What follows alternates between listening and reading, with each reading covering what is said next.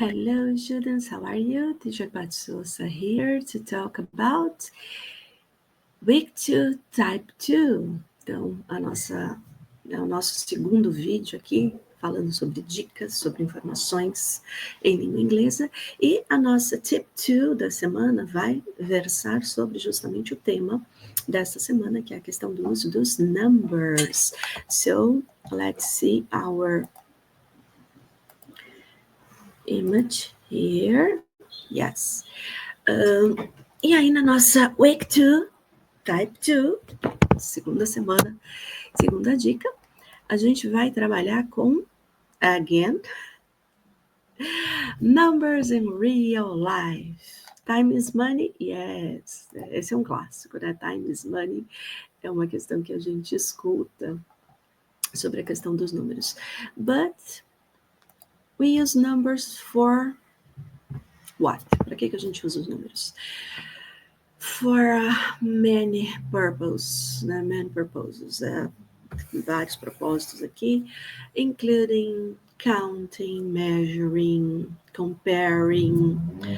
They are really fundamental in various aspects of daily life for telling time, managing money, solving mathematical problems, understanding data. Então, para vários aspectos, né, do nosso dia a dia, da nossa vida, tá? Falar do tempo, contar, né, o dinheiro aqui, resolver problemas matemáticos, entender datas. So, numbers are essential for quantifying objects, events, anything can be counted. Então, quantificar objetos, falar sobre eventos, enfim, qualquer coisa que possa ser contabilizada, a gente vai usar os numbers. Numbers are using to determine the size, the quantity, the extent of something. Então, os números são usados para determinar aqui a quantidade. Aliás, eu falei size, quantity e extent. Então, tamanho, quantidade ou a extensão, né, de alguma coisa. Que mais?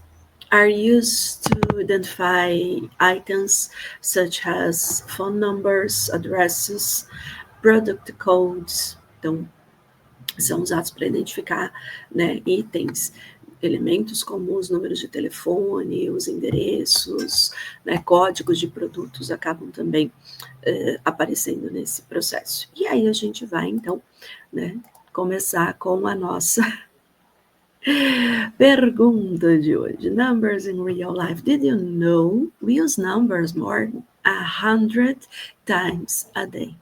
100 times a day. Então, a gente usa números mais de 100 vezes ao dia.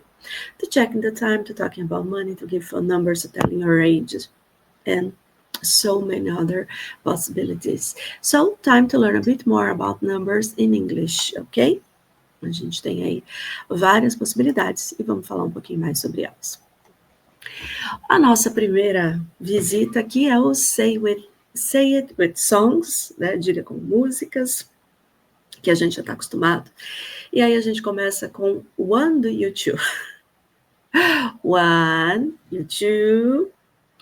Na contagem aqui, Bono Vox vai cantar pra gente. You say one love, one life. Enfim, depois vocês escutam a música na voz do Bono, que é muito melhor, muito mais interessante, enfim. E aí, então, né, você diz um amor, uma vida, é o que temos. Ainda com One, tá? Também tem música chamada One, só que do Ed Sheeran. Ed Sheeran vai cantar pra gente, 'Cause you are the only one. Porque você é único, né? Apenas o primeiro, o único, exclusivo, enfim. E esse 'cause vem de because. A nossa Tip 1 falou justamente das W8 words, né? Das WH question words, as palavras que a gente usa para fazer perguntas. E o 'cause, ele é uma redução do because, que é a resposta ao why. Lembra? Então, 'cause, na verdade, é uma contração que é bastante utilizada quando a gente fala because em inglês. 4 love songs by Ellie Goulding. There's 4 love songs. So which one did you write for me? Há 4 músicas de amor. Então, qual delas você escreveu para mim? E ABC do Jackson 5, música que eu gosto muito, inclusive, se eu falar sobre ela em outros momentos, vocês me perdoem, mas easy as 1, 2, 3. Então, dando a contagem aqui, ó, fácil como 1, 2, 3, né? E aí eles vão falar ABC is easy as 1, 2, 3. ABC é tão fácil quanto 1, 2, 3. Posso ter usado esse exemplo já? Posso, mas é legal, vale a pena, vai. Why learn this? Por que aprender isso? Então, real context examples. Daily communication, registration, scheduling, money, phone, etc., etc., etc. We use numbers every day. Really, dude? For scheduling appointments, for giving your phone number, for talking about money and prices, for giving addresses and room numbers. So, examples. There are 25 people in line. There are 25 people in line. My address is 125 Main Street, apartment number 208. A gente tem essa questão em inglês, né, que o endereço, o número vem antes da rua no endereço. He is 33 years old. Please write 95550198 on the form. What is today's date? Que dia é hoje? Em que dia você está assistindo essa aula?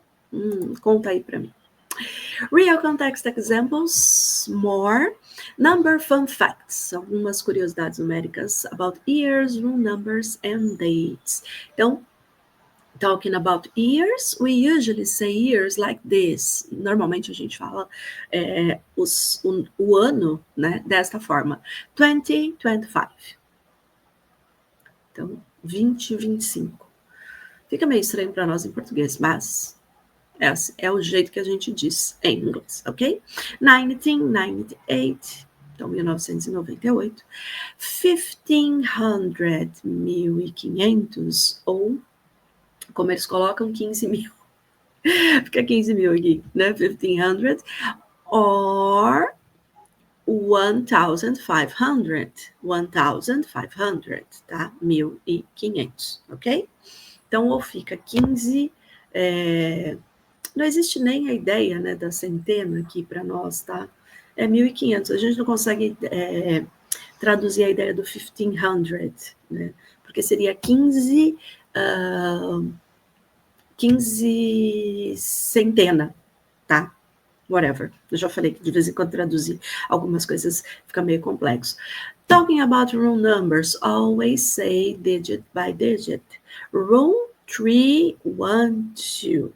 Então, sempre dígito por dígito, tá? Room 208. Room 25. 25. That's the idea, okay?